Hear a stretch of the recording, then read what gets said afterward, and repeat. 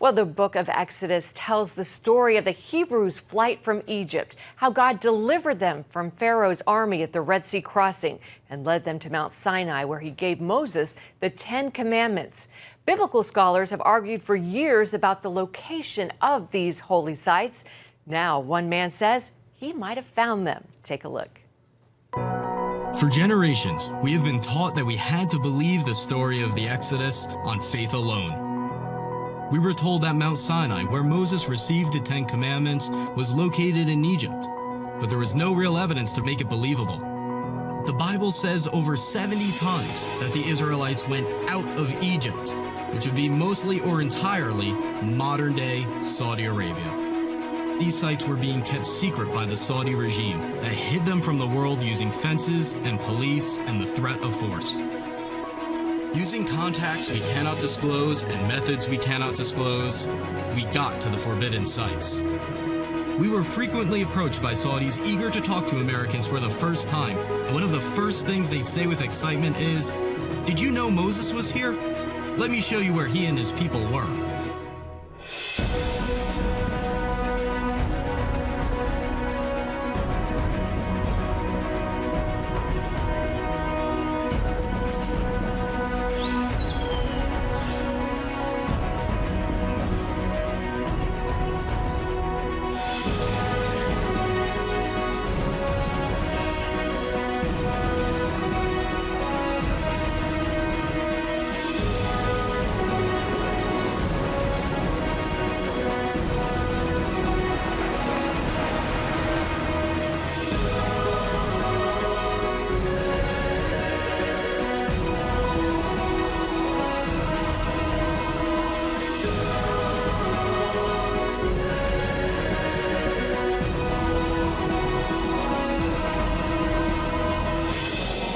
Is it true that there is very little evidence that the Exodus story happened, or have we actually just been looking in the wrong spot?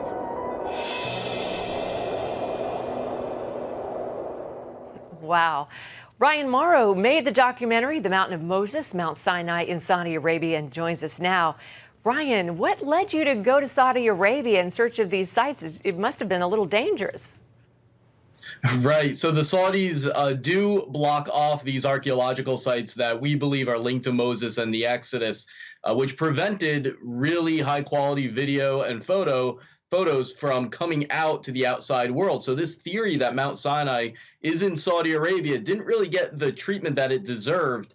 And really the reason that I went is because shortly after I became a Christian, I was aware that there was this academic consensus that the Exodus story didn't happen because at the traditional Mount Sinai, the area has been combed at this spot in Egypt, and they found very little evidence. But there's this alternative theory that has a growing amount of support for it that we've actually just been looking in the wrong spot, and the evidence is just stunning. Ryan, you believe that you found the actual Mount Sinai, right? I don't want to say that I found it because I was following in the footsteps of others. There were small numbers of Americans who had tried to go to this real Mount Sinai and had been arrested and their evidence confiscated. But I am one of a very small number of Americans and outsiders to get access to these places. And when you follow the Bible very literally, the directions that are contained within the book of Exodus, using this new theory, you run into evidence of almost everything that is described from the Red Sea crossing to the journey to Mount Sinai. And it's just, it's a bit of a miracle that I got to go. And I can't believe that I even got to go. And you can't tell us all the details, but we'll be okay. All right. So you also talk about, as you mentioned just now, finding the likely place that the Jewish people crossed the Red Sea. And what did it look like? What did the locals say? Well, there were some Saudi locals that were aware that that is where the Red Sea crossing happened. You can see over on the Egyptian side of the Gulf of Aqaba where the valley that they would have traveled through is very narrow and leads to a big beach called Nuweiba Beach that could have fit millions of Israelites. And just like accounts outside the Bible say, and the Bible itself says, they would have been shut in by the mountains with only one path behind them, blocked off by Pharaoh's army, and the Red Sea in front of them. And right at this location, there is an underwater land path. So if the water were actually parted, they would have to have somewhere to walk. And there is a place for them to walk over into Saudi Arabia, just like the story says. And it's at an angle that is walkable. It's not too steep. And so logistically, it makes sense. So you said, we saw in the video there, the locals actually will come up and say, look, did you know Moses was here? And they actually know this there, right? They are so proud of it. It's very common that if you're just out at a supermarket or just out in the desert and a Saudi sees you, one of the first things they'll say is, hey, did you know that Moses and the Yahud, the Jews, were here? That's what we've known for generations, and I'd like to show you where it is. So Saudis are very proud in northwestern Saudi Arabia of this tradition that they live where Moses and the Israelites walked. And you talked about the underwater evidence of the Red Sea, that there actually is this little land bridge there under the water right now.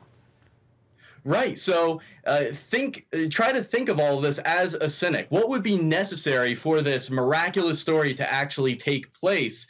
And you would need a land bridge because you just part the waters and then there's no land. Where are you going to go? And furthermore, if there is land and it's too steep, well, then people can't walk across it. So it's really amazing that just right at that location where as Christians we believe God led them to, God would have been aware that there is a land bridge under the water. And so if the waters are parted, they could escape into Saudi Arabia, and then Pharaoh's army would be destroyed once the waters came back over it. But then even from there, there are multiple places that the book of Exodus talks about the Israelites going to, such as Elim, where there are 12 wells and 70 palms. Today, if you follow those instructions in the book of Exodus from the Red Sea crossing point, you will come into a match for Elim that to this day has 12 wells. Real quick, Ryan, where can people see your documentary? Then go to YouTube and type in Finding the Mountain of Moses. And I encourage everyone to show it at their church and let us know how many people saw it and what the feedback was. Absolutely fascinating, groundbreaking. Thank you so much, Ryan.